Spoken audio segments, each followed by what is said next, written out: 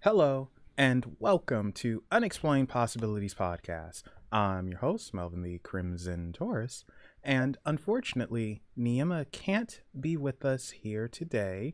She's most likely sleeping, and that's all right. She needs her beauty sleep, or else she turns into a grumpy troll and wants to eat people. So, let's not have that happen.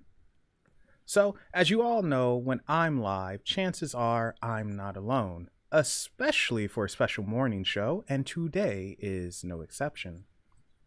And boy, are we in for a treat. If she's not sharing her information on the occult, metaphysics, and much more on inner ignition, then she might be outside dancing with the devil as the morning star rises, or perhaps you'll find her being an agent of Lilith, using her sensuous and seductive charms to open the mind of those who want to walk past the fear of the common man and gain knowledge of a wise man. So, if by now you have no idea who I'm talking about, I should probably introduce her. Please welcome the woman behind Dark Arts Moon Day and Devil's Disciple, powerful sorceress, dark magician, and a buttload of other things, Anima Noira. Hello, Melvin. So, I love your intro. oh, thank you. Feel free I to have steal. never heard myself be quoted like this. It sounds so sinister. Well, that's how we do it over here. But welcome. And I just remembered something. I forgot to put out the links. I'm bad at What? this stuff. All right, so I'm gonna do it live. I'm gonna try and send things out on the fly while speaking with you. This is this isn't I good. I did I did put out the links, but Oh, right on. You see, you're ahead of the game. I need to hire you on the staff over here because I certainly, I, what? I don't know if you hear that or not, but a bird just showed up and it's deciding to sing, oh, which I'm okay with. Um, but yeah, so before we get into some of the other stuff, it's something that's been bugging me for a minute, and this has to be the biggest thing ever. Are you ready for this? yeah. Your name. I see it as Nora, Nora, and then I see it as I can't even pronounce it. Noira, Noira, Noira, Noira. Noira. It's And then yeah. It's my special codes. I can give you the full story. My name is pretty special, and yeah, the story behind it. because as I was doing research, I'm pretty sure I saw a name that someone said Norika, and I was like, what is happening here? But see, so there's like way more happening to it apart from the real story. I legit experience people addressing me by names which they get from somewhere else. Like I've been addressed by the Arabic name Amira, Mm-hmm. now by several people. I've been addressed as Anna or Annie, which is my birth name, but like nobody knows it because I haven't used it for 20 years. Um, I have been called male names like ancient Roman names. So people get triggered into, I think, past life memories when they run into me. And some of them just seem to be addressing me as they remember me from other timelines, like an Arabic woman or some kind of medieval European noblewoman whose name was Anna, or even Marcus, who was a Roman senator. Like you can't explain away this shit. It's just a mystery. I mean, there's been folks online who are pretty convinced that I'm a tranny, and I think the reason why they get like a specific delusion like this is because they remember me as a man. Like I made a big impression on them, and Wow. so like when they run into me and they recognize my vibe, um, people just have all kinds of weird reactions. But see, Nora is my real legal name, Mm-hmm. Nora Mikalska. And Anima Noira is like my magical name. It's my pen name too. Been Okay. published as Anima Noira, so it's there is a continuity, you know. Um, I chose the name Nora because of Noira, uh, which used to be my legal name too, but it was just not a good choice because when you go to the state and tell them to change your name to your magical name, so you can be whatever SM Sinister or VP Rasputin or whatever is the newest occult fad, Okay. uh, they will do it for you. Like you gotta present a case. At least in my homeland, I actually had to hire um like a court certified expert for language and names to prove that Anima is a real name, because they wouldn't let me use Noara, which is how everybody knew me. So I had it, registered as a surname, and then I needed to backtrack from this whole thing a few years later because I just drew too much attention to myself in situations where I didn't want to. Oh, Like I lost privacy, you know.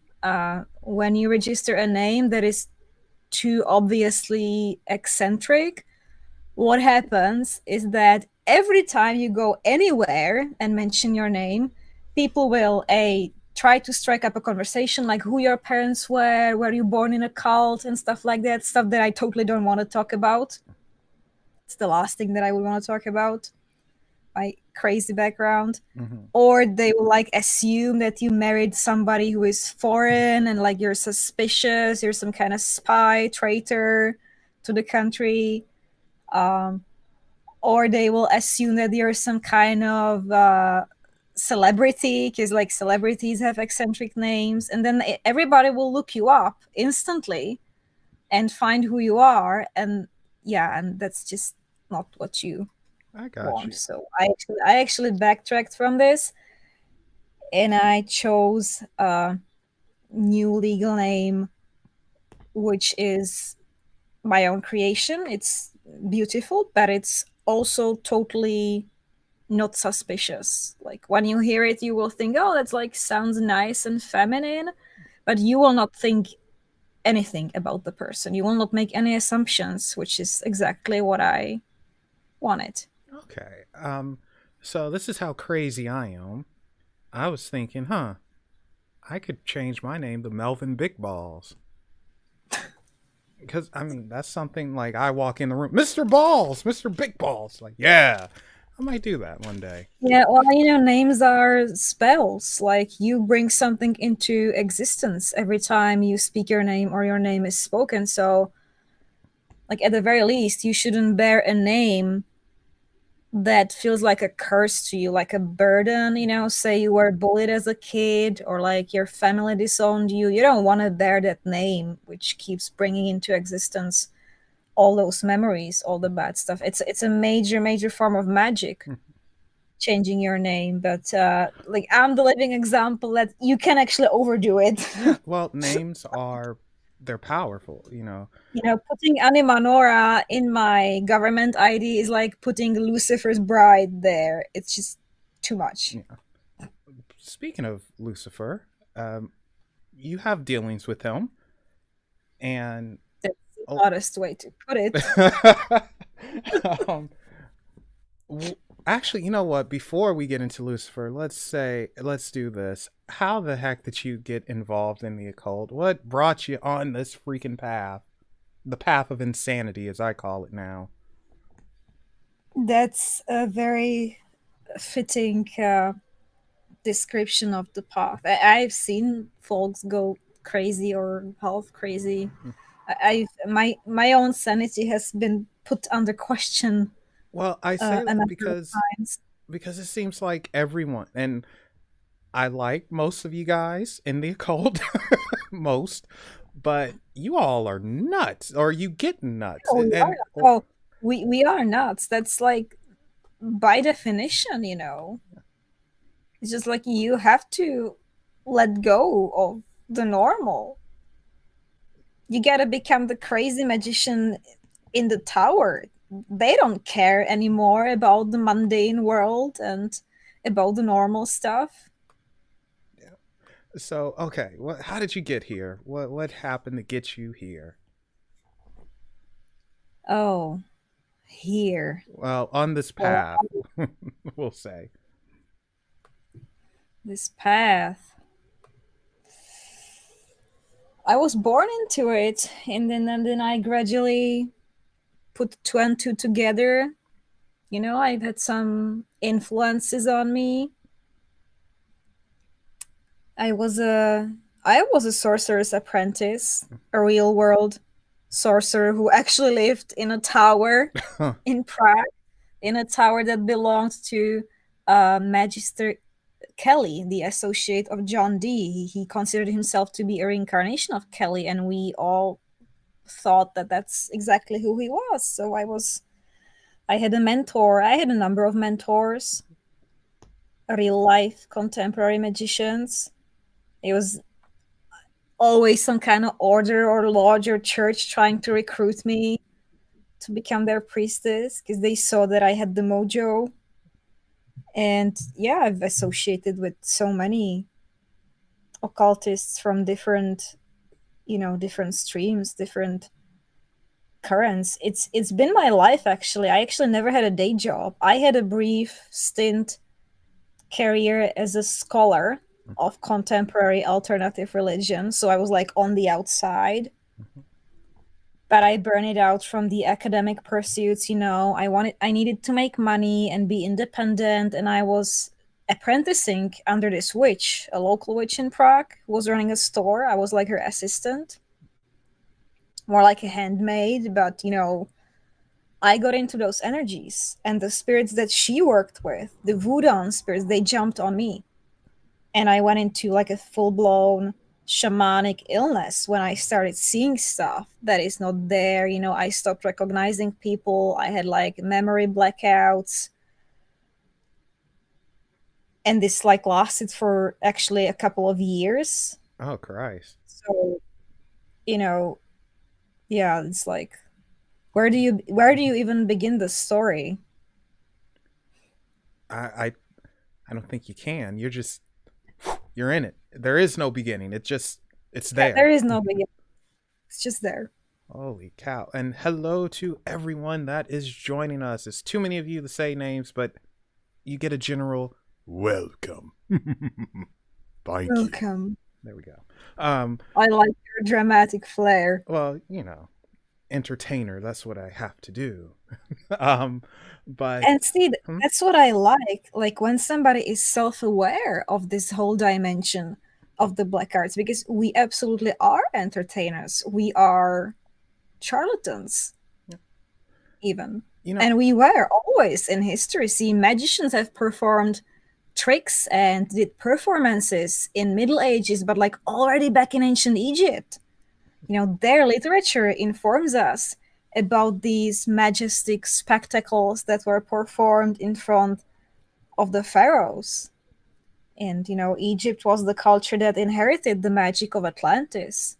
So, I personally do not consider it an insult at all when somebody points to it that, like, it's a show, it's entertainment. Yeah, like, we're not pulling rabbits out of a hat.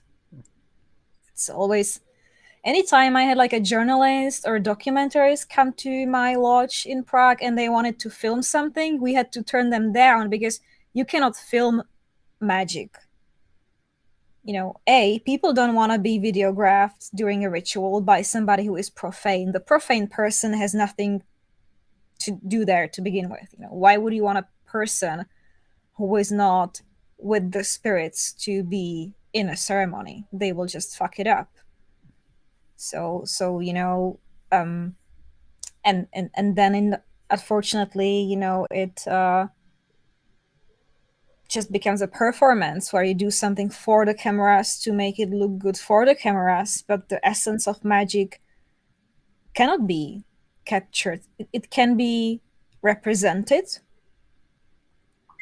but it can't be captured. I actually think that voice is a much more magical medium, because the world was created by the power of the word logos. Egyptians considered the creation power to have the form of sound, vibration, voice. So I think podcasting and audio is actually perhaps a little bit more magical. And of course, written word literature, grimoires, that's a very magical medium as well. Yeah, that makes sense. And they do say speak into existence what it is that you want slash need. So it makes sense to me. But sometimes what you want is not what you need. Yeah, but I will turn my needs into wants and wants into needs. So in the end, I get what I want. Eventually, it might take 50 years, but I'll See, get it. well, you're good at manifesting because you have realized one of the main hurdles. Yeah, well, I always say that we block ourselves, and oh, my cat might join us soon. We block ourselves and we limit ourselves because of outside influences, and we hear so much, you can't do this, you can't do that, work hard, do this. I mean, yes, of course, working hard is a part of life, but it's also retraining your brain. Recently, I had a conversation with someone and I mentioned how much I hated school. I still hate school. I will never go back. Not going to happen. And the reason for that is because I realized at a young age, they're not teaching me anything useful. Well, I mean, to a degree.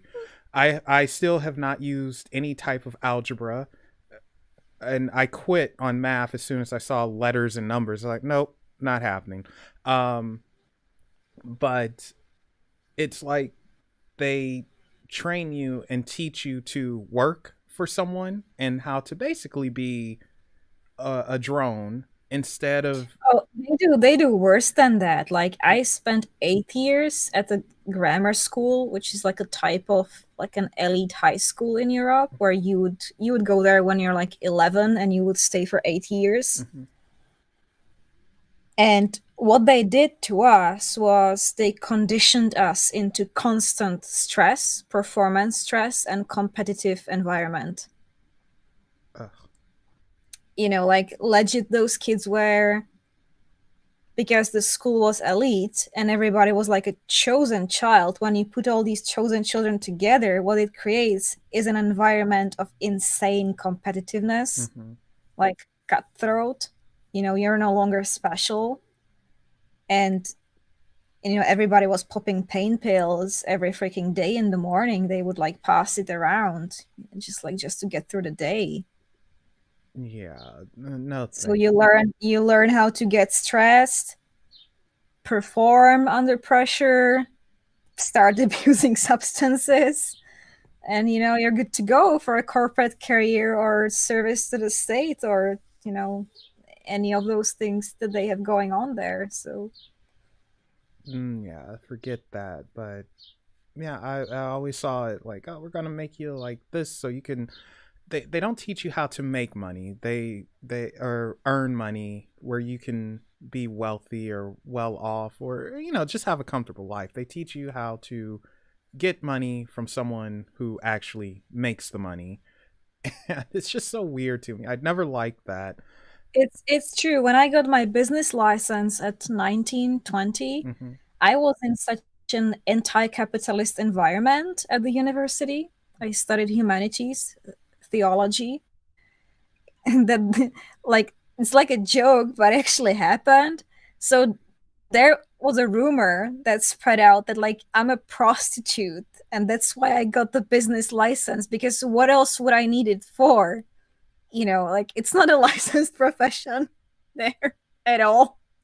It was just an expression of their deep seated, like anti-capitalist, anti-entrepreneurial sentiments. Like you're such a sellout by trying to make money that it's like you might as well be selling yourself on the street. It's like so dishonorable, because you're supposed to be breathing spirit and thin air and just like contemplating in those ancient libraries and pretend that the material world is not there. That's what all the academics do. Uh, well, I got nothing against prostitution. More power to the working men and women out there. Um, but yeah, I mean, that's such a weird. That's such a weird. You're a prostitute. What? Someone from the oldest working profession in the world?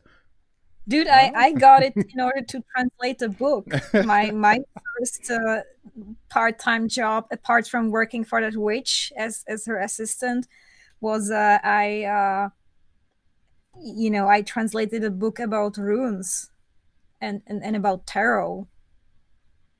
it's so ridiculous. People are stupid. Um, okay, so now, how did you, or rather, how did Lucifer come into your life, or did you come into his life, or was he just always So there? he came into my life as a child, but I kind of repressed it for a number of years and like forgot because I get spooked out. But I remember very clearly him talking to me throughout my childhood, and I did address him as the Prince of Darkness. Mhm. I don't know if he told me his name. I kind of knew who he was because I was raised Catholic. I knew that he was the Lord of the powers of air and whatever the Bible said. Mhm. But I personally knew him as the Prince of Darkness, and he was like a very pale, handsome man in his maybe 20s or 30s, um, like an older brother figure, very alluring, but not in a sexual way. Actually, Lucifer is not sexual with me. Um, You know, he's got demons for that. you just reminded me of something a particular super psychic said. But this is someone who has slept with every single super deity, so she's a non-issue. But anyway, I'm sorry, I didn't mean to cut you off like that. But keep going. Yeah, well, so we had this relationship where he would be like protective of me and like show me secrets and just take me somewhere else, other realms, dream world. And then it stopped, I think, at some point, some age. Then I became like more consciously, actively Wiccan, pagan, so I started working with the goddesses, doing divination, stuff like that, hanging around with the pagans, who were a very nice crowd. I mean, it's I got nothing bad to say about pagans. I think it's great for people to go back to nature and to our roots and our ancestral practices. But my heart always lied with the left hand path, so there was this magnetic pull towards it, and I know what actually pulled me back. It was uh, it was a book that just happened to pass through my hands. One of my friends needed to sell it and he didn't know how to do eBay, in English, so he gave it to me, and I read it before it sold, and that's how I got sucked into the left hand path current, and with a little bit of back and forth, a little bit of on and off. That's where I have been for over a decade. Wow. And that's interesting how you say he gives off that brotherly, older brother energy. Because I don't have any siblings, only child. Thank God, I'm spoiled. And when I think of an older brother, I think of someone who cares about you, who loves you, but they could be a jerk. So I'm Oh wondering yeah, if, they can beat you up and yeah. stuff. So I'm wondering, One other practitioner told me, yeah, he told me, Lucifer to me, he's like an abusive older brother. okay. So, and that makes me wonder too, though. Like, does he put certain things in your way to test you? And Yeah, absolutely, absolutely, he does it, and you don't approach him to get luxuries and comfort and stuff. I mean, he has all that, he can provide you with it, but he also wants to see that you can perform in dire straits, in conditions which are less than optimal. So yeah, they spirits will even put you like through physical pain, they will give you ordeals just to see how well you can do, because what they ultimately want is to use you as their agent in this world. It's a bargain. You get something from them, but they will get a lot from you. They're not just like benign deities who will just give you stuff when you worship them, or give them offerings. I mean, some people have more like a devotional religious relationship with the gods, like they honor them, they worship them, Hmm. but they don't get too dirty doing the devil's work. Yeah. Oh, good way of putting it. Um, so, have you ever just said, "No, I'm not doing this, Lucifer. No, this is too much." Oh, hey, let me think about it. That's a very good question. I have refused Lilith. I remember that pretty clearly. She asked me to um eliminate a person that I have never seen or met. And I Eliminate, was as like, in like "Ah, that type of no, eliminate, like I probably don't want to be your assassin." holy cow! Wow. That was like a. But see, I've been told by other practitioners that Lilith specifically like does this. Like she intentionally asks for things that you're not likely to want to deliver. I It's mean, just her thing. what? And I've heard. So I remember this well, but with Lucifer, I remembered like disobeying advice a bunch of times. mhm. I would not even go farther than that. He said he like does not recommend to me that I do something. I chose to do it regardless because I was pissed. And I ended up with a bit of a mess. I mean, that mess took a lot of effort to clean. I still think that my decision was the best, but he just like told me up front, look, don't do this. If you're gonna do this, you'll have mess. And then when you have that mess, he's like, washed my hands. I told you not to do it. And you have to go to other deities and use other tricks to Yeah. deal with it. So it's generally a bad idea to disobey your patrons because you kind of rely on them and on their protection. And if they don't wish you to do something, you should refrain from it, because if you don't, you can draw their wrath and you'll be left alone, out there in the cold.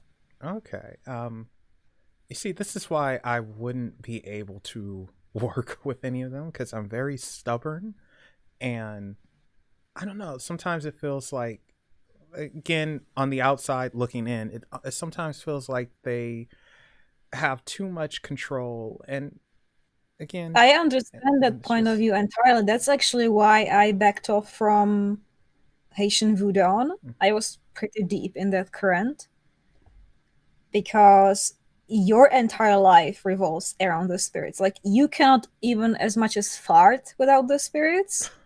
Everything is rehashed with your brothers, sisters, and the priesthood. Anything goes wrong in your household, in your family, you need to address the spirits constantly, take care of their altars, give them offerings. It's like it takes over your life. See, it's not just something that you perform once a week no, going to the church. It's not compartmentalized at no, all. Like you live with the loa it's physically in your truly the household. meaning of devotion. Yeah, you totally give your life over to them, and for some reason it just didn't sit well with me. I was just like, and see, I got a bit jaded because I saw the corruption, because like, let's face it, there is a lot of racism in Voodoo against the white folks, who are seen essentially as cash cows, and they are misled. They are led to pay exorbitant sums of money for initiations.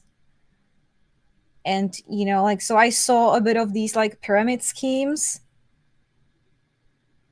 and I just felt like I have lost trust in that system. And I thought, okay, maybe if I go to demonology, which is like our ancestral tradition, European, then it will be better. But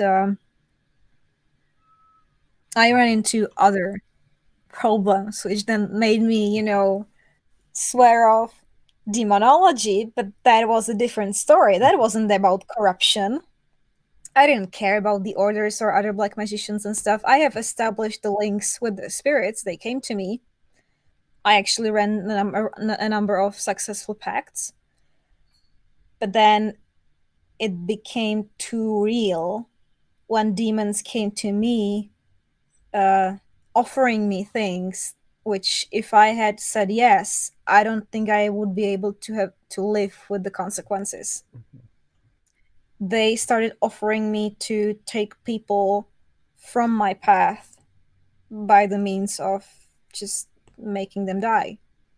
And even though I declined, that particular person did almost die a few months later. Oh my and gosh. and that's like that put me and somebody very close to me into a real tailspin, because we both kind of felt guilty and we didn't know what to think about it. Like, you kind of lose trust in yourself, in the other person. You realize, like, wow, these powers are real. And the main question for me was, like, do they mean well with us, or are they just trying to get you on some kind of blackmail hook?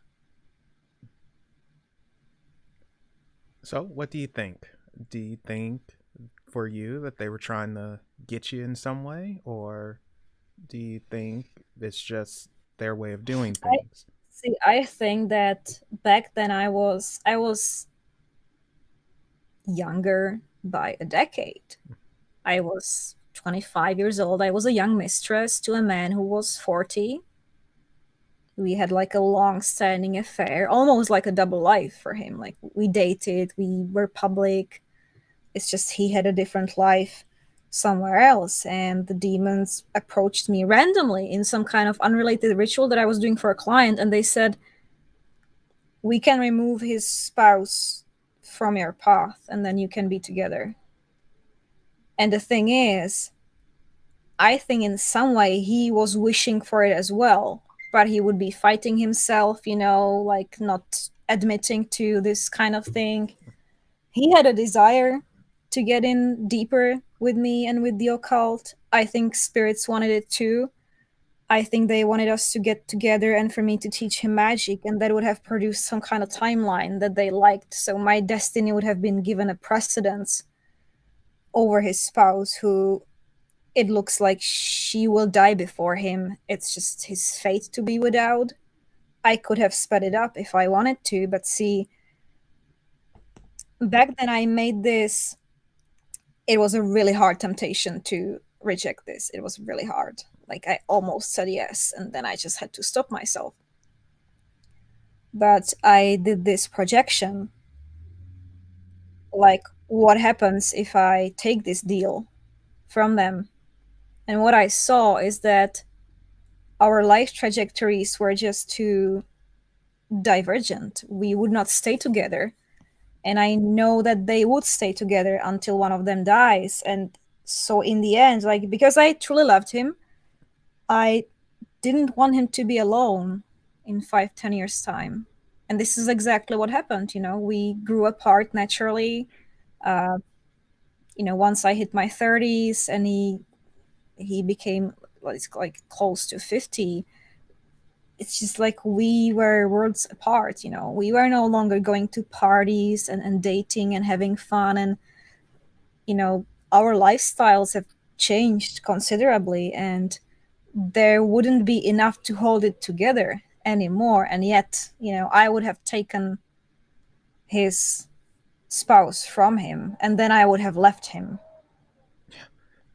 years later. So that's why I didn't do it. And Yeah. sometimes I thought, if I had taken that deal, I would have had 7 years of a nice, stable relationship. I wouldn't have gone through any of the incredible shit that I've gone through. But then I wouldn't be who I am. Yeah. I would have been too comfortable. I wouldn't have learned and progressed on my path. You know, So there's like so many layers to this. funnily enough, that actually could have been a weird, sick test for you, too. Like, all right, well, X her out. I mean, yeah, I guess spirits can be cutthroat, but X her out, you're comfortable and all that. What kind of person would you be to, like, really take And then someone's life? like it doesn't solve anything. See, Yeah, so in a you can weird. blast like magic on it, but then you know what it would have become Uh-oh. Oh, for 7 years there we go. to have So that's very that life. interesting. So, you know, it could have been a weird test, and it's like either way you still lose, so I don't know. Yeah, damned if you do, damned if you don't. Yeah, so oh You sweet pea, you need get to out get the past the window. duality. Get past that duality because you still have free will, and if you take full accountability, full responsibility for your choices, then you realize that this is a false dilemma. You're not screwed. The demons are not trying to screw you over. They are not here to trick you, to seduce you, and they are responding to your repressed desires and needs. And boy, did I have a lot of dark passions being the young mistress. These triangles, they just produce such an amount of destructive energy, which can hit somebody, usually the weakest person in the triangle or somebody around it can hit them at any time. Yeah. So, you need to cultivate yourself as a magician. Otherwise, the spirits will just run you over. Now you brought back a memory of mine. One day I'm going to publicly share the story. Few people know it, but it involves, and this is going to take us to Lilith. Actually, it involves the Secret Service. Eventually, yes, U.S. Secret Service, a Jesus baby, Lilith, and a former adult worker. Well, she was actually not former at that time. And That sounds like great compliance to a story, sort of like my own stories. well, here's the thing. She unfortunately suffers from bipolar schizophrenia. Yeah, so, occult mental problem to go hand in hand, it seems. And she told me that essentially spirits told her that she and I were to have the Jesus baby. I never dated her or anything, but Oh my, yeah. I've had this happen to me as well. I was pregnant with the Antichrist, and then the Masons approached me, and then Archangel Michael stepped in, and then yeah. so yeah, we were supposed to have the Jesus baby, and spirits told her, and she can sense it and feel it, and a few other things. And Lilith was involved with this, according to her. It's more to it. I'm just not going to share everything. And you reminded me of that, and it's like, oh gosh, what if I actually got with her? What would have happened? I I probably. I wrote a I wrote a poem once, which like deals with this whole idea that there is this like a trash heap somewhere in the universe in some corner where all these alternate timelines went to die. Like, if you didn't pick up that phone call, if you missed that plane, what would have happened Yeah. if you chose differently?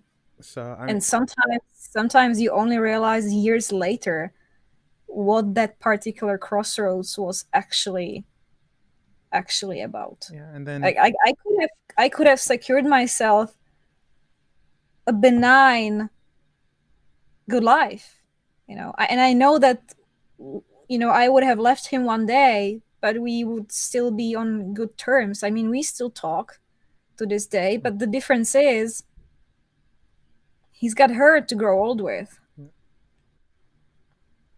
um, so priestess of Lilith. Um, how does that Yeah. happen? And what oh, there we go.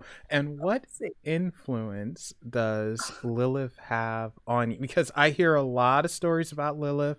I told you that I felt her energy a couple of times. Very interesting energy. But being a priestess of Lilith, this is the first. What is that? Oh, she's she has a very important role in this small universe, and I only got to understand it properly recently. So my my main story with Lilith is that she was always with me. I embodied her, even though I never really was like seeking her out consciously. I didn't really work with her as a spirit, but I did embody her with my entire life, including, being a witch, being a mistress, all this stuff, being like a sex idol, I guess, of some sort.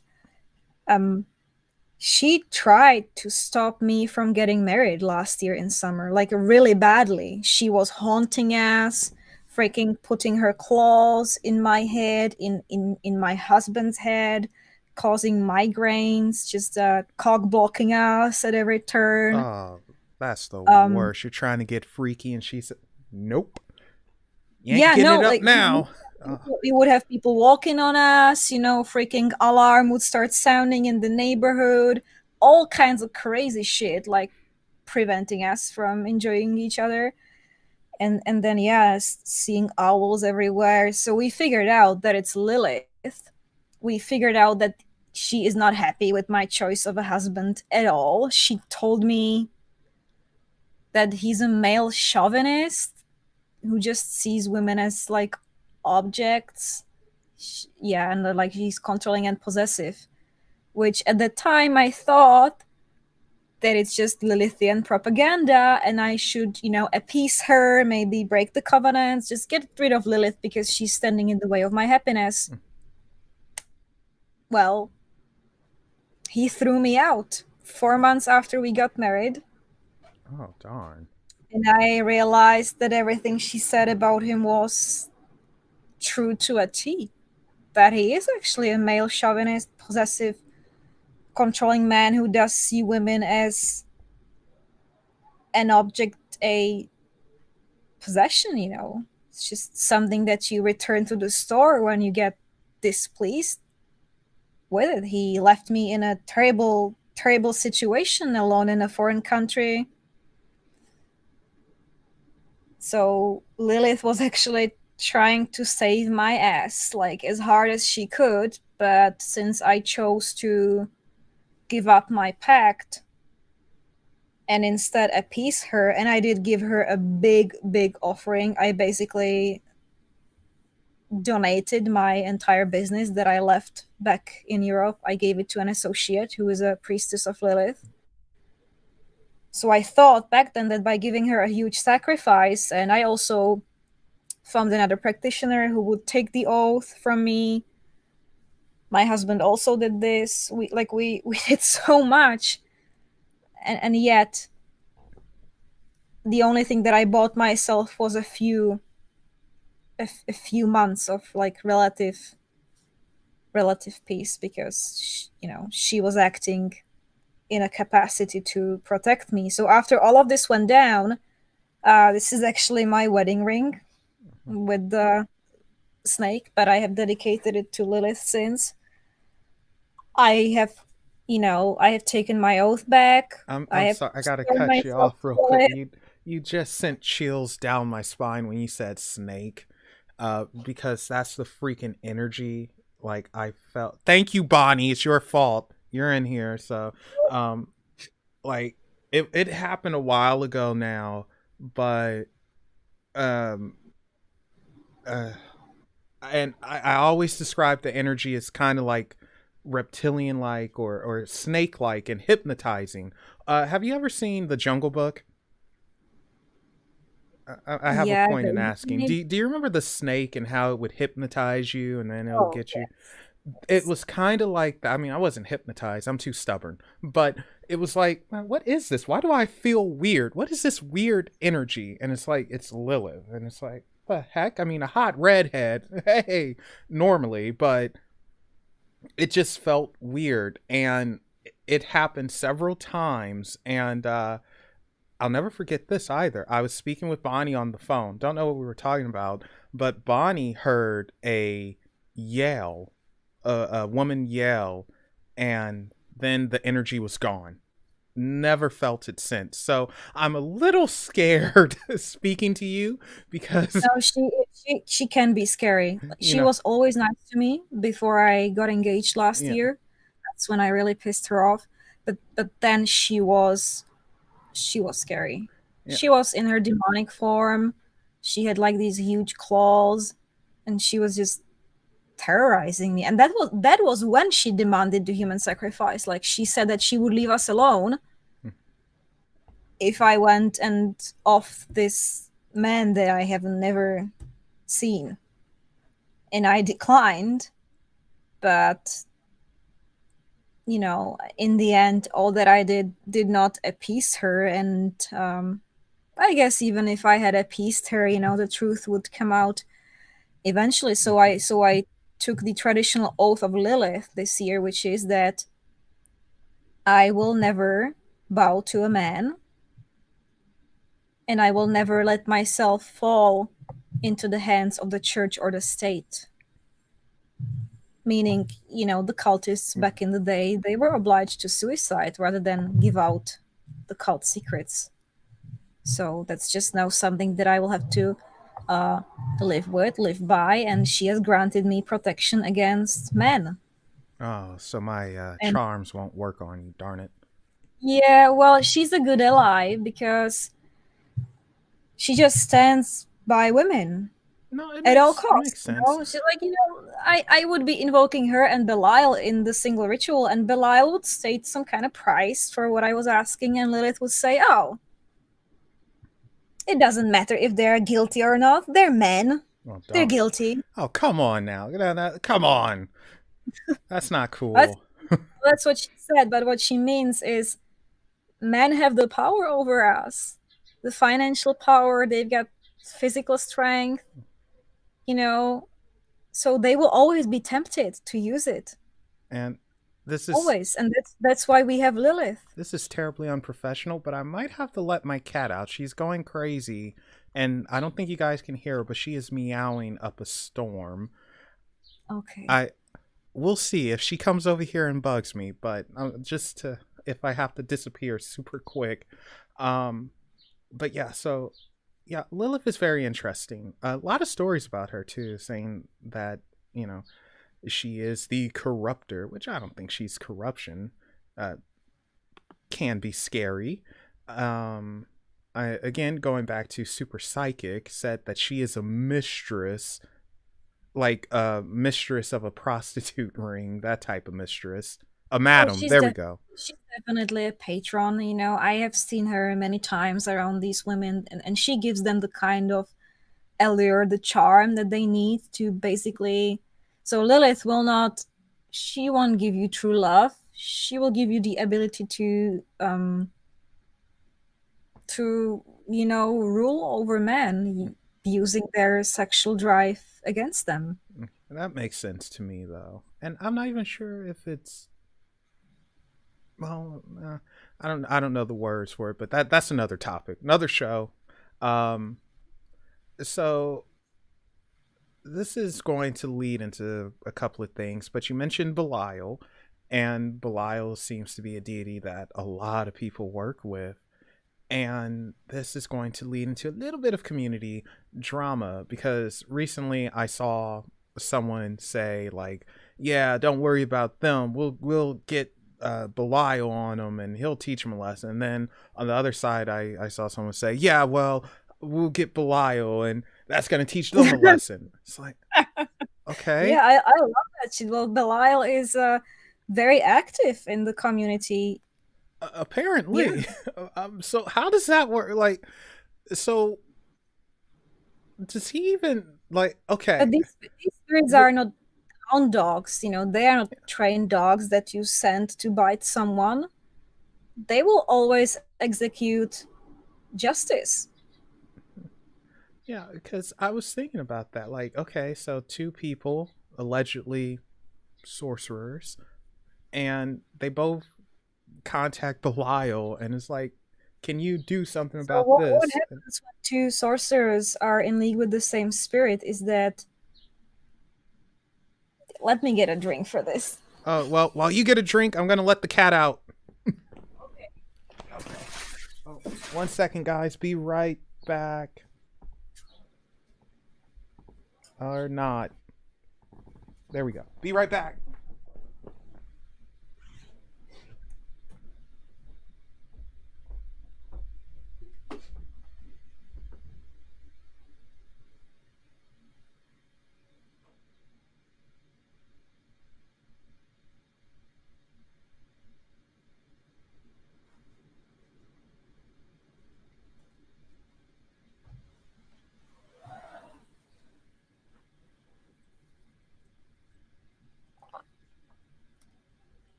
Wow, there's some horned figure in the background.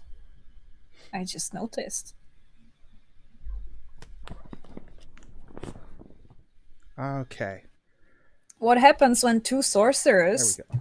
work with the same spirit Sorry, against had each other? to. Is that Sorry, I had to let the cat out while you were getting a drink. I was running like a nut. well, they say that the one who serves the spirit better will win. Mm-hmm. That's one possible outcome of that situation. Or what I have seen is that the spirit will, make it so that you can have your cake and eat it too. So they will do it in a way that like both parties will think that they have won. I've seen this. Yeah, they know how to compound this, how to calculate this, and like people who find themselves fighting each other, they have different vibration, they've got a different worldview, so it's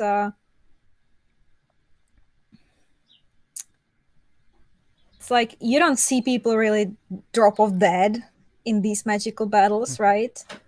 Well, They might incur some losses, but it's even like very rare to see somebody take a loss that is like a real life, like really, like you cannot rationalize this away.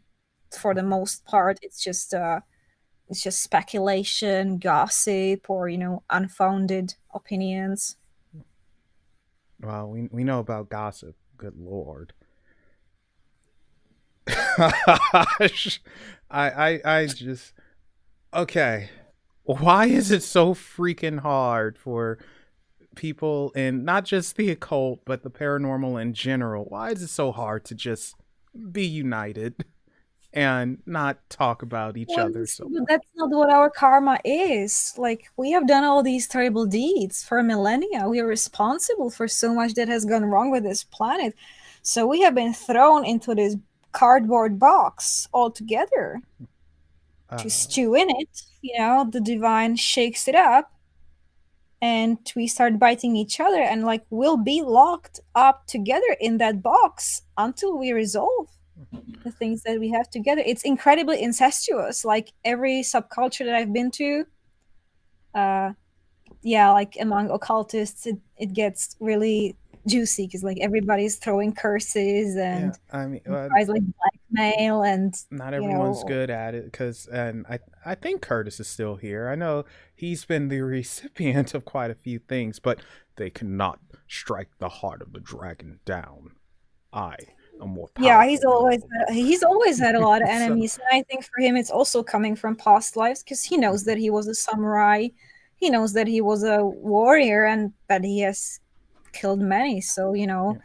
you deal with the sword, you die with the sword, and sometimes those hostilities don't die out after that incarnation. So like he's like a perfect example of how you can observe that we don't come here with a blank slate, because like where are all these folks who want to kill him coming from? Like, what kind of fucking hate makes a group of 20 people band together in a death curse ritual against some dude who, as far as I know, hasn't really kidnapped and raped their little sister? It's just some kind of fucking online feud slander.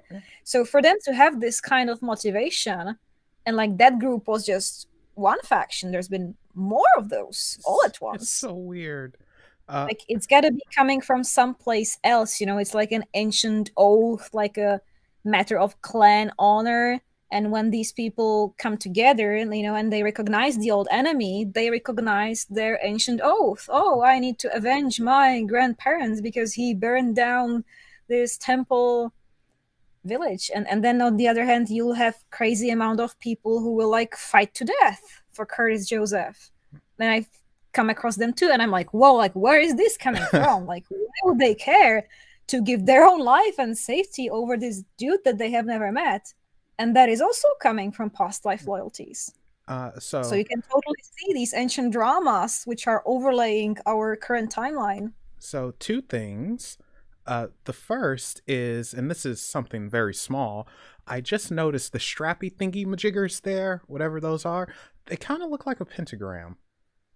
Yeah, it is a pentagram. Oh, okay. So I'm not crazy. No, All crazy. Right. And the second thing is, and I'm going to put you on the spot, what terrible thing have you done recently? You don't actually have to answer that. You can say, shut up, Melvin. It's none of your freaking business. You want me to confess something? Yeah, I did a few acts of black magic, so much that some archangel came to me in late October and said, Nora, you're running out of your karmic credit for this month. It's done for, so don't do any more black magic until the end of the month. And then, you'll get new credits for March. I didn't even know that was a thing, apparently. Me neither. But like Lucifer told me that I need to remain in favor with the archangels. Mm-hmm. So they will actually come and intervene in my works. Like sometimes they will come and say, leave this person alone. They've had enough. Metatron came to me this way recently. And I was like, okay, because I don't want to anger Metatron, for some petty vengeance. So, and you never know what person has backing of what deity or like what strings they can pull. And this is what Curtis Joseph has pointed out wisely. Like, you don't know who you're fucking with. You don't know what kind of strings that person can pull, what kind of spirits they have in their pocket. And they might look like a total loser, like a totally unstable, wouldn't be missed by anyone. But then you get like Metatron come and intervene for them, for example. So yeah, so they might look like a Melvin, but they punch like Hercules. So that's a warning to all you folks out there. I'm semi-serious. So that was interesting though when I saw that, which is part of the reason why I asked, because it's like, what the heck, an archangel? You done did some naughty stuff. But it's human nature. I mean, sometimes we get fed up and it's like, oh yeah, I'll show you. Although, I never wanted to be good at this stuff or even like use it, but I've been avoiding like black magic or actual baneful magic for too long. Mm-hmm. And it's just a tool that you need to have in your toolbox, like don't pick that hammer and use it to make ice cream or to fix toys, because it's a hammer. Mm-hmm. It's got to use, it's designated to do something, but it's not like you don't then, as the saying goes, once you get the hammer you'll start seeing every problem as a nail.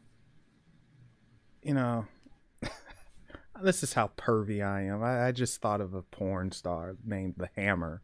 It's like, yeah, you'll get the hammer. So that's terrible. I'm a terrible person. I'm sorry. Hammer's gonna nail you, baby. Anyway, so now I was asked something last week, and I promised the person I would ask you. But what's your take on King Payman? I have not worked with him personally, but I have many friends who do. He gives a lot of favors, like for business, for trade, glamour, if you want to be like an influencer, speaker kind of figure. I think he also can grant you like hypnotic skills. So I run into people who were like very much in league with Paimon, but I personally haven't been. I've got other demonic kings. Believe it or not, you actually gave her the answer without even knowing it when you said speaker and things like that, because she's writing blogs at the moment on the paranormal deities, and it's something she has a passion for, and he is coming to her in various ways. And Oh yeah, he could help her so absolutely. it's very interesting. So I think you gave her more than you knew. No, that's awesome though. So thank you. And she'll say thank you eventually. He'll pop up somewhere. But yeah, so deities are weird. Energies, they're weird. I'm always curious though about what everything looks like, because I'm sure how we see them isn't exactly what they truly look like. Angels, for instance, are freaking terrifying allegedly in their actual form, and the human Yeah, mind. they can be. My husband was contacting the higher order angels, and I heard him scream.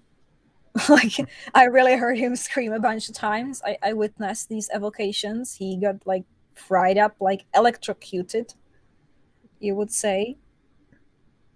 These beings have a dreadfulness to them, and they are cold. Yeah, and I semi recently learned that, because for the longest time I actually didn't believe in angels. I just thought it was whatever. But I've learned recently, like after kind of experiencing one, really Bonnie experienced it, not me. Um, they're legit. I've seen one, um, sort of, I guess you could say. And it taught me that there are more than just the angels involved with the Abrahamic angels, we'll call them. It's Oh, absolutely. And they are yeah, also not what the New Agers are making them to be, like the Doreen Virtue stuff, the yeah, cheesy pictures. yeah, Yes, you can approach them in that aspect and it's gonna work, but like some of them can be pretty dark, like Uriel, like, the harbinger of apocalypse. yeah. He was kind of scary. Yeah, and Like he was even scary for my white magician husband.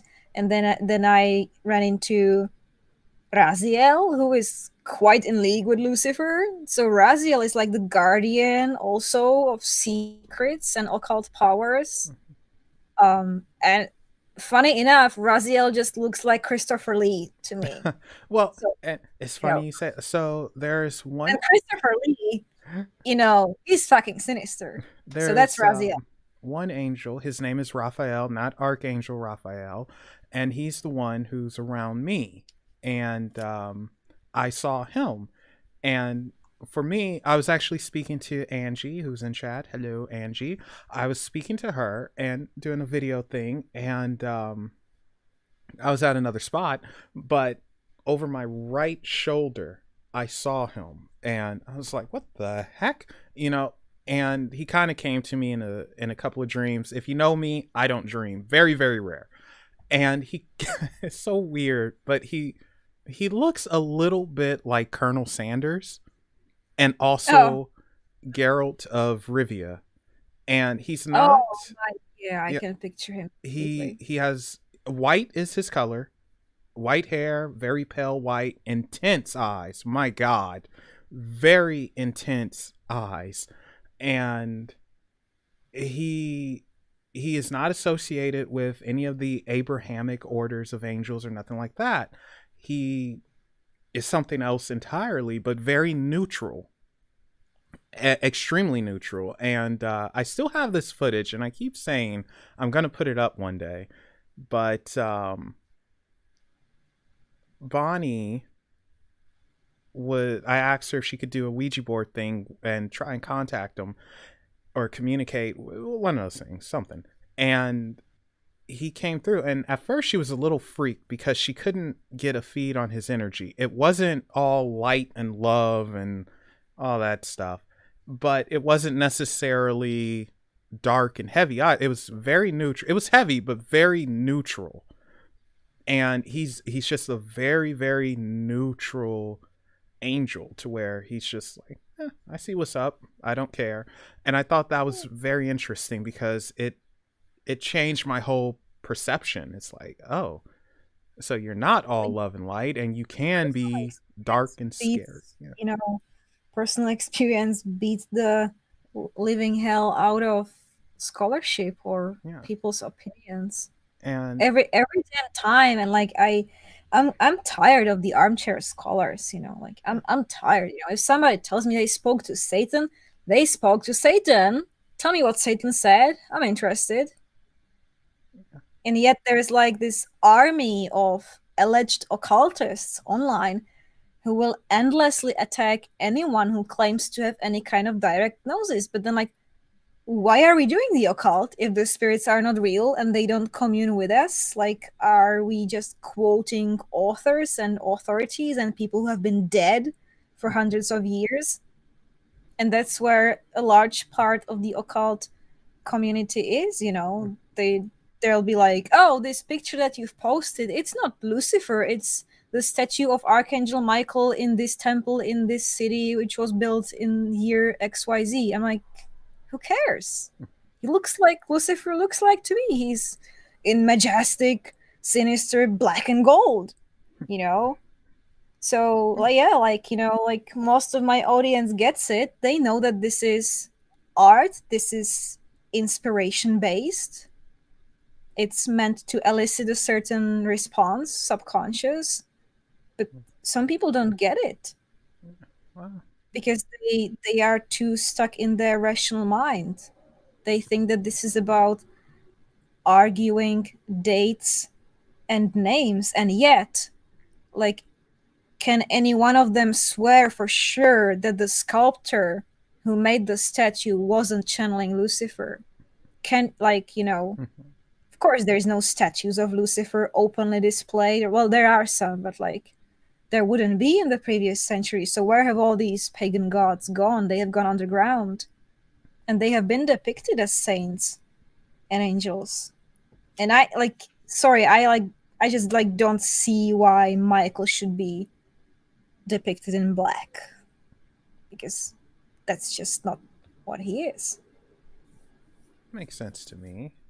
But saying that, I like I said earlier, I think it also depends on the person, and we see what we want to see. Oh, they come to us using our cultural expectations. Like some people have Lilith show up as a redhead Me. fairly consistently. Uh, for some, she's always a brunette. For some reason, she just doesn't show up as a blonde a whole lot of I times. understand, though. That's because of our cultural expectations, because the blonde woman would be seen as innocent, virginal, maternal, or something, Really, along blonde. those lines, or dumb. I don't know. Oh I don't boy. know. I don't want to say what I want to say, because there's a couple of blondes in here at the moment, but I want to say stuff. Uh, but That's just a silly I example. know, You but yeah, It's boy. like my Lucifer is dark haired and paled, Yeah, kind of like a vampire. And see, he was cast this way in the famous Lucifer TV series. So this must be some kind of overarching cultural impression that many more people get, more than me. It's archetypal. It's a part of the universal subconscious. uh so Anima, how do you do a ritual for them or to them? How does that work when you're trying to, give them a little bit of praise, or maybe even saying thanks? I don't do this via a formalized ritual. I only do spells or like petitions and pacts as a ritual. But the communion with spirits happens in a non-formal way. It's just like I end up being in trance and I just speak to them, or they start speaking to me through another person, through omens and signs. They will come in dreams, then I will record it. It's it's it's not like people think that I would go into ritual to trigger these conversations, this communion. It's just something that I live in, and they kind of come on their own, out of their own will. Okay, that makes sense to me. And I forgot to mention this, but we're going to take a boomerang swing back to the community drama real quick. But you have something upcoming, March 22nd, the Lord It's of it's Lies. it's a first preview of this documentary movie that I'm making. I'm gonna release 3 previews in March, April, and May, and then the whole 90-minute thing will premiere on the eve of summer solstice. Okay. So this is just to show people, to get like a taste of what it is that I'm working on, because everybody is asking, like, is this like for or against, or like do you have some kind of damning material that hasn't been released? And I can't really answer these questions, because like to do so would beat the purpose. Yeah. I'm not here to tell anyone what to think. Well, that's I don't not even true, people, because she told me what to think. She said, "All right, Melvin, this is what's up right now. You're gonna think this about me. You're gonna say this, or else I'm gonna get Lucifer to shove a dildo up your butt." And I was like, no, "No, no. Anima, please, no, don't do that. Okay, you're the boss. You see, so I know your game. I'm sorry. Sorry's not gonna cut it. Darn it." But no, in all seriousness, you are a very hardworking person, because you're also doing Devil's Disciples and Dark Arts. I'm running a show 3 times a week on YouTube. That's kind of what I inherited from my associate Magister Clavis. We started this together last year, originally going through various spirits of the Goetia and, featuring other occultists. So I'm now just I'm now taking over, and I speak on Mondays on my practice, and I tell a lot of stories, like old legends and just stuff that I know, and people love it. And then I get guests on Wednesdays and Fridays, and we do the same thing. And Now, I'm looking where to push this, because it's just like a new field of possibility. Now, I particularly like the Dark Arts on Moon Day or Monday, and we talked about how everyone in this occult community is crazy, since, Monday is associated with the moon, and Yes. we have Luna, the root being moon, and then we go into lunatic.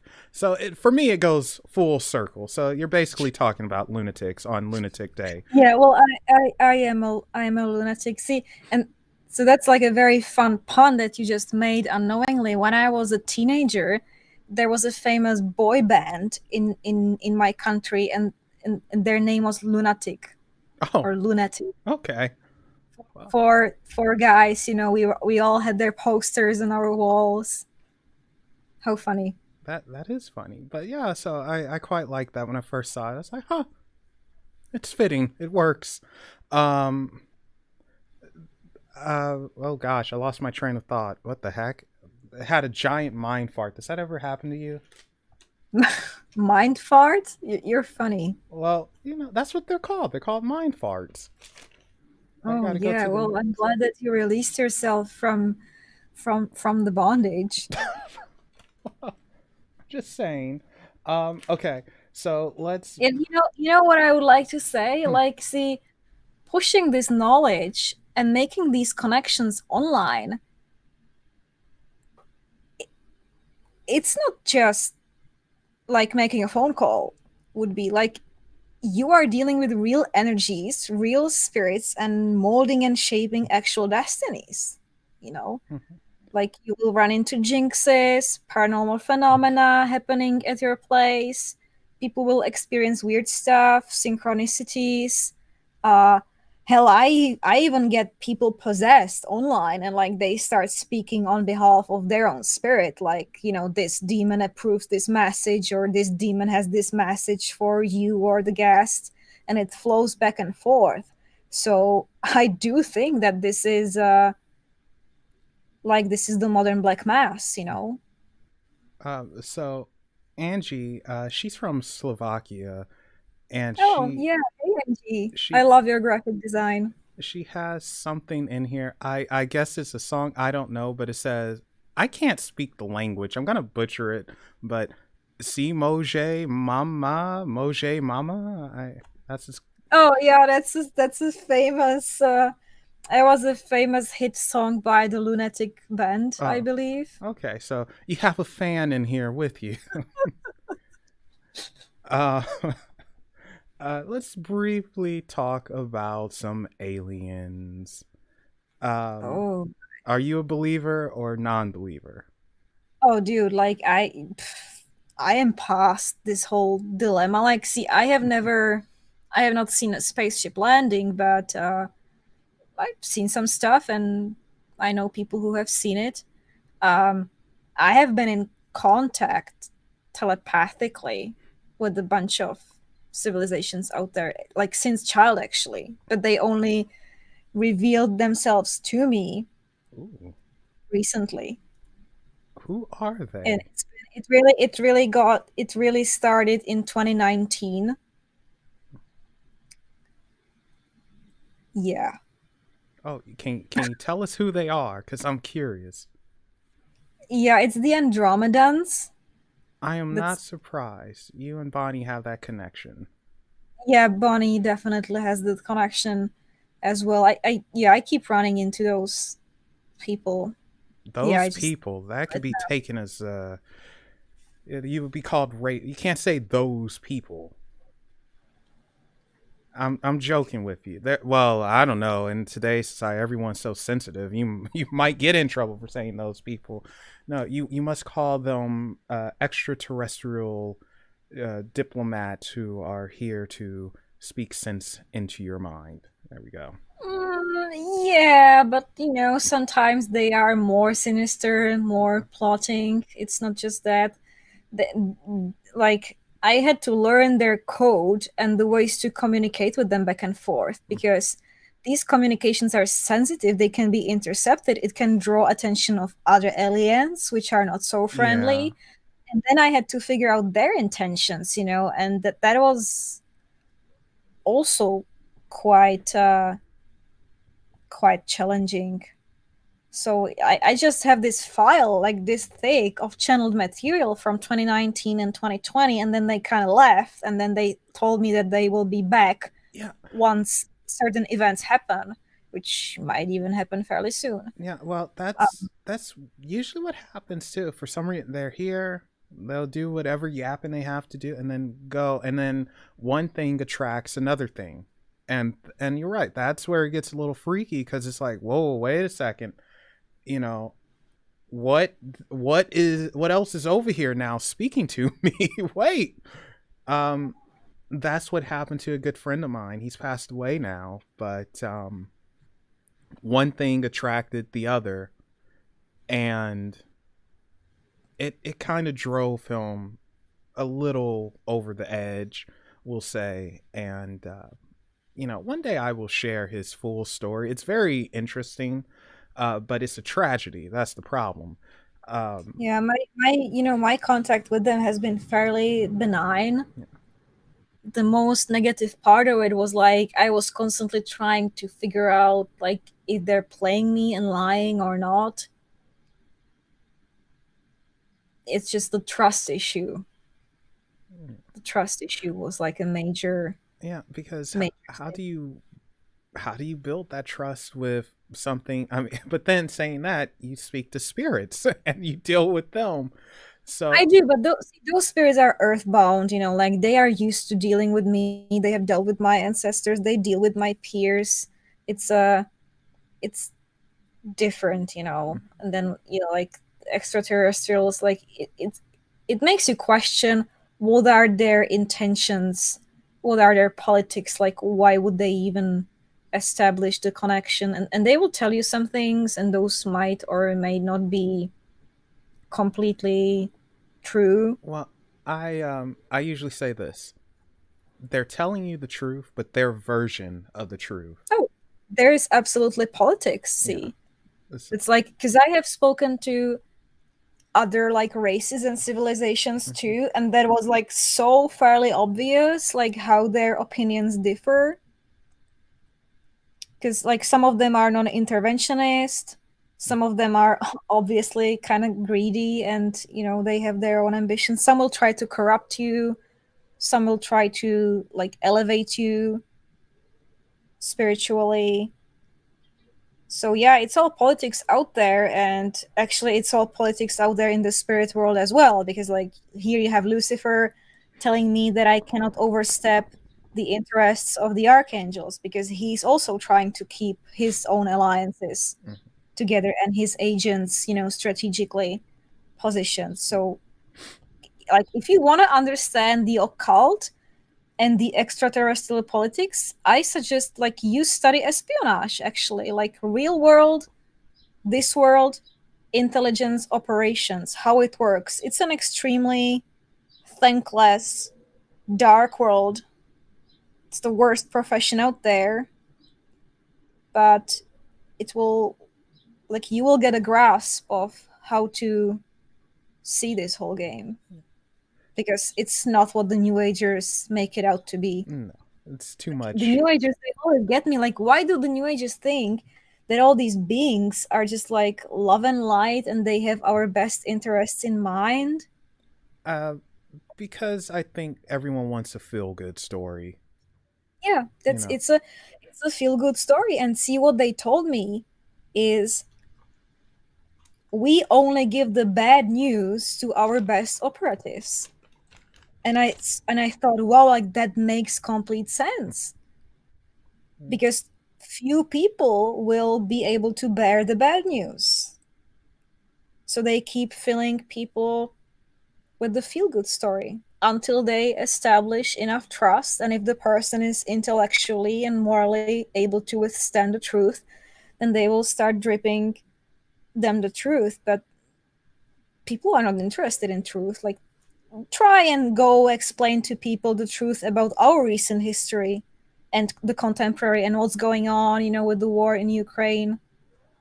People are not interested in truth. They want a story that will make them feel good. uh, now I feel down. So we're gonna turn this to a high.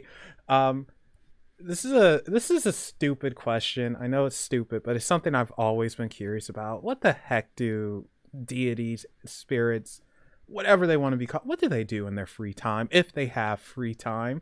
Because I like to think when we pass on and we lose the physical body, we're still able of having some I type of I have I have recreational a fun. friend who is a psychic medium. He speaks to the dead, and she absolutely reports, and she's not the only one to report, that the dead actually have like a life or lifestyle on the other side, Hmm. where they have yeah, like you said, like hobbies, stuff, just like it was depicted in ancient, mythology. But deities, oh god, like deities are pretty busy, I think. Really? Oh my gosh, who is calling me? Go away. I'm on live. Uh, I wonder about that. Like, what did they do? I mean, because I try to picture myself as, maybe it's an ego thing, but I try to picture myself as a god. And I would be the laziest god in the world. But it's like, what is Well, then my. you would lose your position, I think, or you would have to move into the higher spheres of the deities who just dwell in bliss and just contemplate Well, yeah. the universe order. Ooh, you know what? That's actually a question I'm going to ask you. If you were a god, what would you be the god of? I would be Athena. I would be the goddess of war. See, I told you you intimidated me for a reason. Although, No, sorry. I mean, that's what we came here for on this planet and this part of the galaxy. We came here for war. although in her defense, she's also the goddess of wisdom. So that's Yeah, something. she's also a virginal goddess because like the city will be uh you know uh as the virgin rejects the advances of man, so the city of Athens will be like, inscrutable Oh, to the enemies, just will not fall for it. okay, that works. But yeah, God, he didn't even hesitate with that. It's like, oh, I thought about this. I know. I know what I'll do and be. Um, so a lot of times people they get it wrong with me and they would say like, oh, Melvin, you be the god of eating or something. It's like, no, not really. God of money. No, not really. I would be a god of storytelling because I love stories, good stories, and Yeah, I that's just wanted to say that you would be Toft, the patron of scribes who yeah. So put all the stories on paper. and the wisest of them all. Um, so that's what I like. I enjoy that. I don't really, I don't. This is me being selfish, but I really don't want to do things with other people. I don't really want to be worshipped. Just listen to my story, and we're good to go. Um, But there is some depth to what you just said, because like in the end, all that is left of us is a story. yeah. So, and what would you want your story to be that people later on will see? Like, what legacy do you want to leave behind? Peace, reconciliation, unity. That's a good way of saying it. Now, this is another oddball one, but can magic, spell work, can that bring happiness? Because oftentimes I see people in the community. See, I would say that spell work can bring you luck, but not happiness. And in my mother tongue, those two words actually are expressed as the same word. So it's only in English where I spotted the difference between luck and happiness. There is no magic for happiness. Yeah, because I've noticed a lot of folks who do magic or whatever, they don't seem very happy, and to the Well, point. that's why they do magic. That's why they resort to these powers, because they haven't found a way how to approach their life using any other method. They look for empowerment. They look for redemption, I guess. Well, that's interesting you say redemption and empowerment because is that why that people who seem to be in the community, like for whatever reason, their lives at one point or another, it had some terrible mess happen. Like just they've experienced pain of some sort. Like Oh my god, the just wind has just started blowing outside like crazy, like there's a storm brewing. uh oh. Stormy weather. But yeah, why does it seem like everyone, and when I say everyone, I mean like the true sorcerers, sorceresses, magicians, whatever you want to call them, It's just the experience pain. sorcerer's fate. Some of us were farmers, and some of us kept a low profile, and some of us got dirty in the power struggles, and that's how you then take on this karma of the powerful people and those who have abused those powers. And that's what we replicate, and that's what we need to find our way out. We just, yeah, it's just something that you're born into, and then you're drawn back into it. But see, I don't judge that anymore. I used to be like, oh, it's terrible, like all the sorcerers and the occultists, like that's a shame, it's a disgrace. But then see, I'm one of them too. I am the same. And we are stuck here in this cardboard box, being shaken together in order to learn and to resolve our differences. So, like, my take on things now is just like, know yourself and don't fear the Reaper, and like learn from your enemies as well. That's what we are here for. Okay, that makes sense to me. So, we're gonna wrap up. What advice can you give to people who want to get into this life, but they know nothing about it. They don't know where to start. Something tells me you say run, but um, what advice can you give to them? No, it's not difficult. Yeah, I think they need to start doing ritual. They need an altar.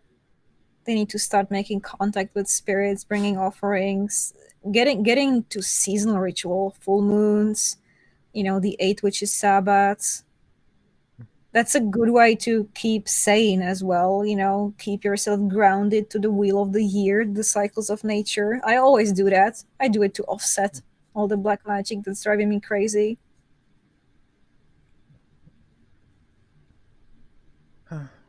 I would say, not that my opinion matters too much. I would say hook up with someone who's already in there and learn from them. Oh, yeah, absolutely. That's a good advice as well. I mean, I guess I think a big mistake people make is they come across someone who seems like they know what they're talking about. In truth, they don't. But well, it's like you said. Actually, we're going to go full circle. It's showmanship, and sometimes you get taken in by the con artist, the charlatan, as you so put it, and it could lead you down the wrong path. So I would say don't get Or taken. it can end up leading you down the right path. Yeah. So that's interesting. I get, so be careful, but also don't be careful. Just take a leap. um Sure, take a leap and take some risks. It's not like you're going to make it out of this life alive anyway. well, that's what you think. I have clones ready. Okay, well, Uh, eternal life to you, brother. um okay, so Nora, thank you for coming on. I really enjoyed. I hope you enjoyed. Yeah, Um thank you very much. There's so much to ponder, and you're very entertaining, Melvin. You got to continue doing this. You get a real talent. thank you. Um where can people find you if they want to get in contact with you or Um, learn from you? inner-ignition.net. Also on Facebook, Anima Noira on Facebook and on YouTube. Just put some links in the show Yeah. notes, Don't maybe. worry, guys. Those links can be found in the description below. And thank you all for joining us, especially on this early Sunday morning, West Coast anyway. And also be sure to follow Unexplained Possibilities on Facebook, Twitter, Reddit, and Instagram. Those links can also be found in the description below. So thank you all again for watching. Nora, thank you again for coming on. And with that said, remember, guys, there are things that go bump in the night. Go ahead and tell them hi. Bye, everybody.